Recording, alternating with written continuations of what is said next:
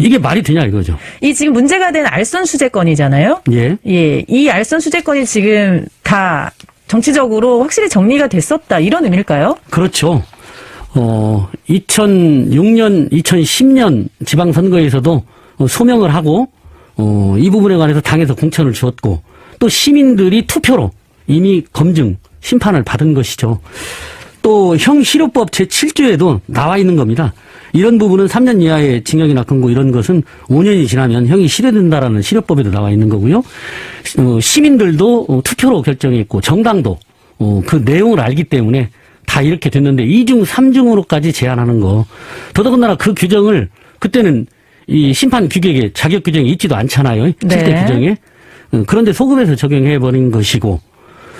그런데 재미있는 것은 그럼에도 불구하고 계속해서 시민들은 여론을 절대적 지지를 해주고 1등 후보로 요구하는 후보, 전주를 바꿀 수 있는 후보는 저라고 또 인정을 하는 것이고요. 네. 이 형실효법에 가지 않더라도 거기까지 안 가더라도 2010년에 이 알선 수재건 문제가 됐던 그 부분을 충분히 소명을 하셔서 공천을 받으셨단 말이죠. 2006년에도 받았고요. 2006년에도 받았고. 예.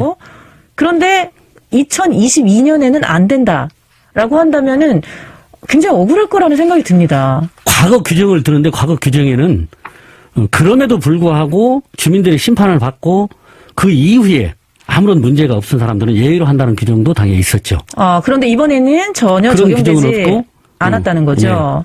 네.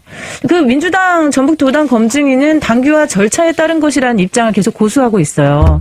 중앙당 최고위가 정한 7대 범죄 외에 시도당 결정에 따라 심사하면서 지난해 4월 7일 재보궐선거 후보 검증 기준을 준용했다는 건데 여기에 대해서는 어떻게 생각하세요? 이런 과정에 문제 제기를 하고 설명이 안 되니까 소급 입법을 했습니다. 3월 30일 날 제가 그 전에 이의 신청을 하니까 네. 3월 30일 날 비대위 다시 말하면 최고위나 똑같은 최고 의결 기구에서 이걸 살짝 넣었습니다. 또 아, 이 규정을 넣어서 이미 자격 규정, 심사 규정 당에서 공적으로 전부 선언한 내용들을 대사면과 자격을 주고 하겠다고 해서 경기를 진행 중인데 다시 규정을 만들어서 중간에 멈춰 세워버린 거죠.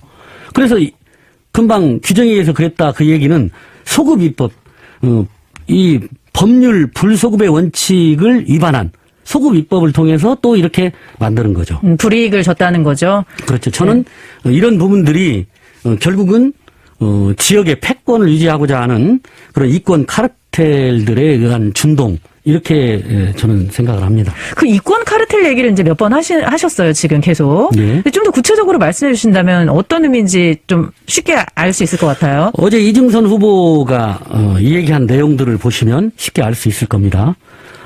지역에 있는 권한들을 특정 계층에 있는 사람들, 특정 조직의 사람들이 농단하는 것들이죠. 그리고 여기에 저항하거나 이걸 거부할 만한 사람들은 자기들의 손에 움직이지 않는 만한 사람들은 제거하는 것이죠. 아, 특정 집단. 특정 항맥.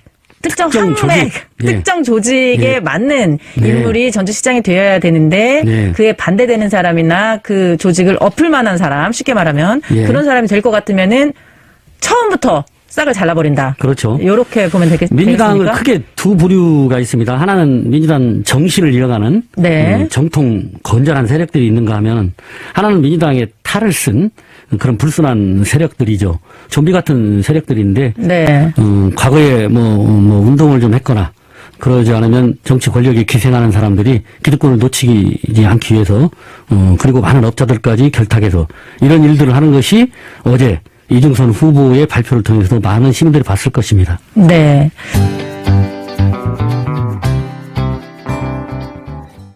전주에서는 적어도 청년들이 그동안에는 뭣도 안 되고 그랬는데 무엇도 할 수 있고 무엇도 되고 무슨 꿈과 희망도 펼칠 수 있는 곳이 전주다.